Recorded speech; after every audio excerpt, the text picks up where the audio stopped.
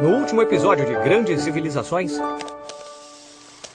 em seus primórdios, Roma era governada por reis. E quando um rei morria, Meu cidadão! a elite se reunia para eleger um sucessor. Isso quer dizer que em Roma o poder sempre esteve nas mãos da elite, e essas pessoas eram os patrícios.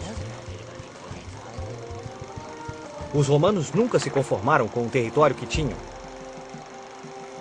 Sempre queriam mais e mais e mais. Essa ambição só foi alcançada graças à formação do exército mais poderoso do mundo. Nos primeiros tempos do Império, Roma conquistou terras desde o Oceano Atlântico até o rio Eufrates, da Inglaterra até o Saara. Nossa! E os romanos continuaram conquistando e anexando territórios ao Império durante séculos. A maior extensão do Império foi alcançada no século II depois de Cristo, durante o reinado dos imperadores Cláudio e Trajano.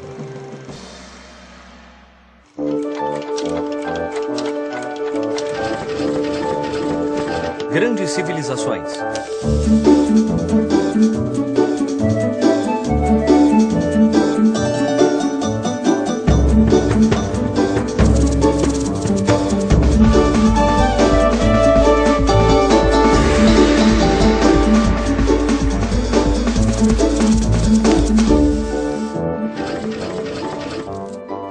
O Império Romano, segunda parte. Roma havia conquistado muitos territórios e era extremamente rica. Mas ainda assim, as tensões entre os patrícios e plebeus eram constantes. Então os imperadores procuraram uma maneira de entreter o povo. Por isso, realizavam espetáculos no circo romano. O povo romano adorava se reunir para ver corridas de bigas, batalhas navais e combates entre gladiadores. Touros, leões e rinocerontes ora enfrentavam-se, ora dividiam a arena com algum gladiador. Ingressos para a época de hoje, mais épica que ontem e menos do que amanhã. Ingressos! Quem vai querer ingressos? Mas quem eram esses homens que arriscavam suas vidas com o único objetivo de entreter o povo? Geralmente eram prisioneiros de guerra ou infratores que haviam se tornado escravos. No fim da luta, quando um gladiador ferido caía, o imperador perguntava ao público se ele merecia viver ou ser executado. Os gladiadores vitoriosos em muitos combates tornavam-se heróis do povo. Tinham fama e dinheiro, e se fossem realmente bons, eram libertados da escravidão e viviam de glória e riqueza para o resto da vida. A família. O núcleo da sociedade romana era a família. As famílias ricas, ou seja, os patrícios, eram descendentes dos primeiros habitantes da cidade. Eu sou um pater familias, ou seja, o pai da família, a autoridade máxima para os assuntos familiares. Por exemplo, eu tenho que dar permissão para o casamento de meus familiares, e quando brigam, eu ajo como juiz. Era isso mesmo. Tudo e todos na casa dependiam dele. Não só os filhos e parentes, mas também quem vivesse sob sua autoridade, inclusive criados e escravos. É claro que era melhor respeitar e obedecer ao pater familias, pois ele tinha tanto poder que a lei o autorizava a dispor da vida, vender como escravo ou matar qualquer membro da família. O que você disse? Nada, nada. Todas as manhãs, depois de vestir a túnica e tomar café, o nobre romano ia para o fórum onde todos os líderes da cidade se encontravam. Ali, ficava sabendo das novidades, conversava com outros nobres e dedicava-se aos negócios. Depois, almoçava, fazia a siesta e ia aos banhos públicos para relaxar, imerso em água quente. Os banhos públicos eram muito importantes para os romanos, que utilizavam engenhosos sistemas de caldeiras para aquecer a água. Essa água era trazida ao centro da cidade por meio de um gigantesco sistema de aquedutos que iam até as nascentes e lagos. As normas. A lei era algo muito sério em Roma, porque quem a violasse poderia perder todos os seus bens ou a vida. Mas como saber o que era permitido se as leis mudavam o tempo todo segundo os caprichos dos patrícios? A solução foi simples. Os plebeus exigiram que se estabelecesse um código no qual todas as leis e suas respectivas modificações estivessem registradas. Esse código de leis ficou conhecido como Direito Romano. Hoje, quase todos os países do mundo tomam o direito romano como base antes de promulgar uma lei. Havia leis para quase tudo em Roma. Leis de compra e venda, leis para transitar ou navegar, leis para se casar. Ufa, muitas leis. Os romanos também compreenderam que uma língua comum era necessária para gerenciar um império com populações tão diferentes. Foi assim que o latim ganhou força. O latim era usado inicialmente na Península Itálica e depois em todo o Império Romano. Todos os lugares conquistados por Roma acabaram usando o latim. Nessas novas terras, os povos usavam outras línguas e foram chamados de bárbaros pelos romanos. Os romanos pensaram que seria mais fácil para o império se todos falassem a mesma língua.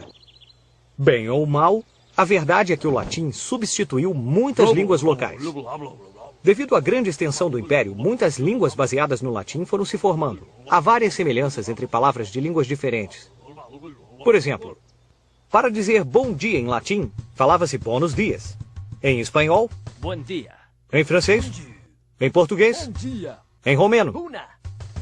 E claro, em italiano. Ci vediamo, caro mio. O fim do Império. Bem-vindos ao Roma Game Show! Eu sou o apresentador Cláudio Maximus Décimos Impérios Fábulos. A pergunta valendo 1 milhão é: pode um império durar para sempre? À medida que o Império Romano se expandia além de seus limites, muitos povos iam sendo conquistados e incorporados. Com o passar dos séculos, esses povos se cansaram de estar sob o domínio romano. Ao final do século III d.C., foi preciso dividir o Império Romano em duas partes. Mas ao invés de facilitar as coisas, essa divisão causou várias guerras civis, envenenamentos e uma série de imperadores que não conseguiam mais manter o equilíbrio. Competidores, vocês estão prestando atenção? Durante a época de César Augusto, no começo do Império, numa província romana pobre e distante chamada Palestina, nasceu Jesus de Nazaré. Jesus era muito bom e pregava que, com amor, era possível alcançar a salvação no reino de Deus. Pouco a pouco, essas ideias foram recebendo apoio. Então, os soberbos romanos viram em Jesus um poderoso inimigo. Por isso, ele foi preso e crucificado. Após séculos de perseguições e mortes, o cristianismo acabou se tornando a principal religião do Império Romano. Finalmente, manter o império tornou-se insustentável. E em 476 d.C., o Império Romano do Ocidente caiu nas mãos dos povos germânicos.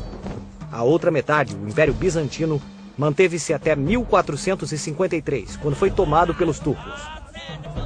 Isso nos leva à nossa questão. Pode um império durar para sempre? Pipo? Não? E a resposta é... olha o suspense... Não! Ganhei! Na realidade, mesmo o Império Romano tendo terminado, sua influência persiste até hoje. O latim é a língua-mãe de muitas línguas modernas. O direito romano é a base das leis de quase todo o mundo. E suas instituições serviram de modelo para muitos estados modernos. Ainda hoje, tão distante de seu antigo esplendor, Roma continua sendo a cidade para onde todos os caminhos levam. Vamos usar nossa bússola do tempo para ver o que estava acontecendo nos outros lugares do mundo nessa mesma época.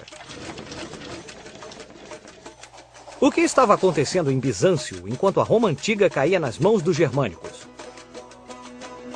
Pois bem, em Bizâncio florescia a nova Roma. Calma aí. Roma antiga, Roma nova, eu fiquei confuso. Como vimos, no fim do século III, o Império havia sido dividido em duas partes. O Império Romano do Ocidente, cuja capital era Roma, e o Império Romano do Oriente, cuja capital era Constantinopla, a Nova Roma. Ah, agora entendi. O imperador Constantino transferiu o Senado para essa cidade e mandou erguer construções maravilhosas, como basílicas enormes e um incrível estádio para corrida de cavalos. Mas Constantino fez outra coisa muito importante. Antes dele, os cristãos foram perseguidos durante séculos.